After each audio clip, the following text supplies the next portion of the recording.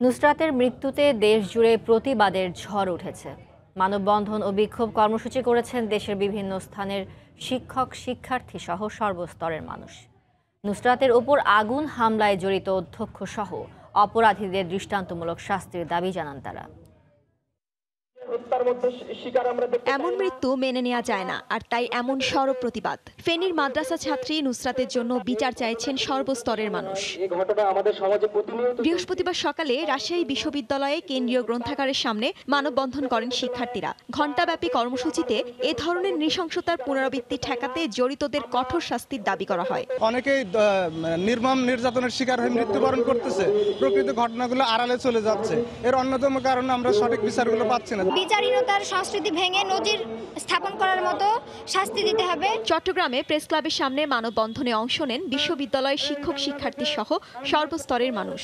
এ সময় নুসরাতের হত্যাকারীদের সর্বোচ্চ শাস্তির দাবি জানান তারা। সিলেটেও শাহজালাল বিজ্ঞান ও প্রযুক্তি বিশ্ববিদ্যালয়ে কেন্দ্রীয় গ্রন্থাগারের সামনে বিভিন্ন ব্যানার, ফেস্টুন হাতে প্রতিবাদ কর্মসূচি পালন করেন সাধারণ শিক্ষার্থী সহ বিভিন্ন সংগঠনের নেতাকর্মীরা। ধর্ষক বা সে হত্যাকারী যতই পাওয়ারফুল হোক না কেন, আমরা চাই তার যাতে বিচার হয়।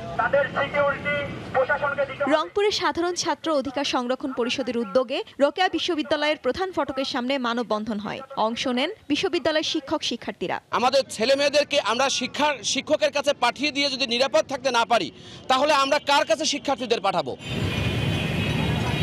খুলনায় শিববাড়ি মোড়ে মানববন্ধনে বিভিন্ন শিক্ষা প্রতিষ্ঠানের শিক্ষার্থী সহ সর্বস্তরের মানুষ অংশ নেন। ধর্ষণ ও হত্যার মতো অপরাধ করে কেউ যেন পার না পেয়ে যায়, উঠে আসে এমন দাবি। এরকম ঘটনা যদি প্রতিনিয়ত ঘটতেই থাকে আর আমরা যদি এরকম ভাবে করে যাই, তাহলে প্রতিকারটা কি? আজকে নারীর কোথাও স্বাধীনতা নাই। যশোরে নুসরাত জাহান রাফিকে আগুনে ঝলসে হত্যার প্রতিবাদে প্রেস ক্লাবের সামনে মানববন্ধন করেন জেলা সমাজতান্ত্রিক ফ্রন্ট। ইসমাত জাহান, সময় সংবাদ। নুসরাতের মৃত্যুতে দোষীদের বিচার দাবিতে ঢাকা ও চট্টগ্রামে কর্মসূচি পালন করছেন বিভিন্ন শিক্ষা প্রতিষ্ঠানের শিক্ষার্থীরা। এই মুহূর্তে রাজধানীর শাহবাগে আছেন রিপোর্টার এহসানুল হক শাওন এবং চট্টগ্রামের প্রেস ক্লাবের সামনে আছেন পার্থ প্রতিম বিশ্বাস। প্রথমে যাচ্ছি শাওনের কাছে। শাওন,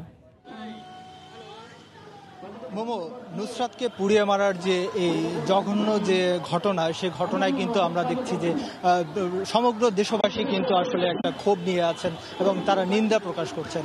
আমরা যদি বলি যে সামাজিক যোগাযোগ মাধ্যম এবং রাজপথ সর্বত্রই কিন্তু মানুষ আসলে এই ঘটনার যে প্রতিক্রিয়া সেটা জানিয়ে যাচ্ছেন। আমি রয়েছি শাহবাগে, এখানেও কিন্তু বাংলাদেশ ছাত্র ইউনিয়ন সহ বিভিন্ন সংগঠন তারা কিন্তু এখানে অবস্থান নিয়েছেন।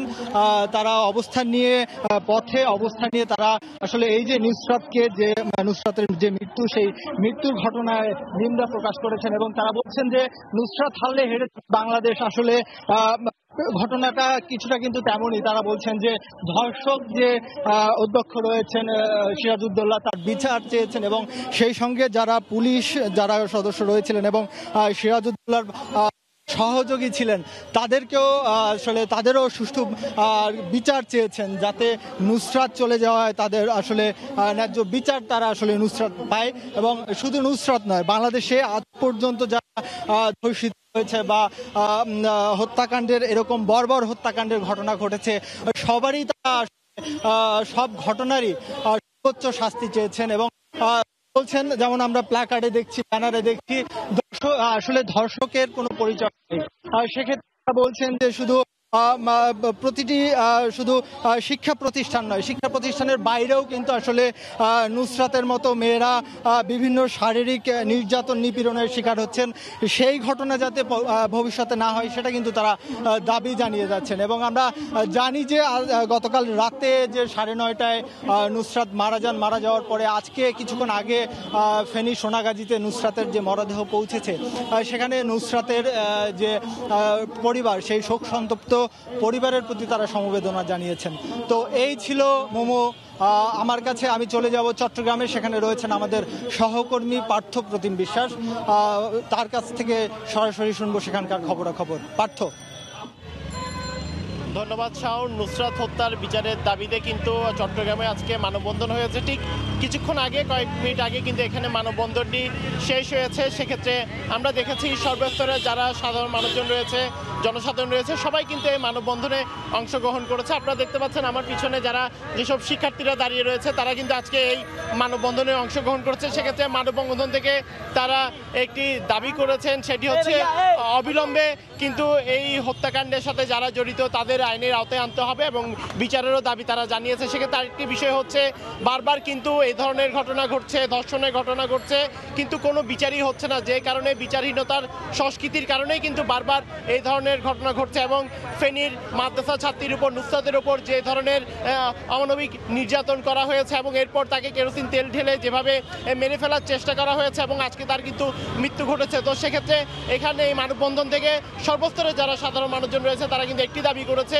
অবশ্যই যারা এই ঘটনার সাথে জড়িত তাদেরকে যেমন আইনের আওতায় আনতে হবে তেমনি বিচার করতে হবে। সেক্ষেত্রে আজকের মানববন্ধনে আমরা দেখেছি ছাত্রলীগের পক্ষ থেকে ছাত্রলীগের নেতৃবৃন্দ যেমন অংশগ্রহণ করেছে, তেমনি চট্টগ্রামের যারা শিক্ষকবৃন্দ রয়েছে চট্টগ্রাম বিশ্ববিদ্যালয়ে তারা এখানে অংশগ্রহণ করেছে। এছাড়া চট্টগ্রামের আইনজীবী ফোরাম রয়েছে, তারাও কিন্তু এই মানববন্ধনে অংশগ্রহণ করেছে। এছাড়া ফেনী ছাত্র ফোরাম যারা রয়েছে, চট্টগ্রামের সাধারণ মানুষজন রয়েছে, বিভিন্ন সামাজিক সাংস্কৃতিক নেতৃবৃন্দ যারা রয়েছে, সবাই কিন্তু এই মানববন্ধনে বিকেল 4টা থেকে মানববন্ধন শুরু হয়েছে এবং এই 5টা পর্যন্ত এই মানববন্ধন চলেছে। এবং এই মানববন্ধন থেকে তার যে দাবিটি করেছে শুধু ফেনীর ঘটনা নয়, এছাড়া সারা দেশে যে ধর্ষণের ঘটনাটি ঘটে বা যে ঘটনাগুলো ঘটেছে সবগুলোর কিন্তু অতি দ্রুত বিচার করতে হবে এবং এই বিচার না হওয়ার কারণেই কিন্তু বারবার এই ধরনের ঘটনা ঘটানোর জন্য একটি পক্ষ কিন্তু তারা সাহস পেয়ে যায়। সেক্ষেত্রে সবাই এই যে মানববন্ধন হয়েছে মানববন্ধন থেকে দাবি করেছে অবিলম্বে নুসরাতের যারা ঘটনায় যারা দায়ী তাদের আইনের আওতায় এনে বিচার করতে হবে, তাহলেই কিন্তু এই ঘটনাগুলো অনেকটাই কমে আসবে। তো এই ছিল আমার কাছে চট্টগ্রামের প্রেস ক্লাব থেকে এখানকার সর্বশেষ খবর। নুসরাত হত্যার দায়ে জড়িতদের বিচারের দাবিতে বিভিন্ন শিক্ষা প্রতিষ্ঠানের শিক্ষক এবং শিক্ষার্থীরা আন্দোলন করছেন, বিচারের দাবি জানাচ্ছেন। তারই সবশেষ খবর জানাতে ঢাকা থেকে আমাদের সাথে যোগ দিয়েছিলেন এহসানুল হক শাওন এবং চট্টগ্রাম থেকে যোগ দিয়েছিলেন পার্থপ্রতিম বিশ্বাস। দেখছেন সময় সংবাদ।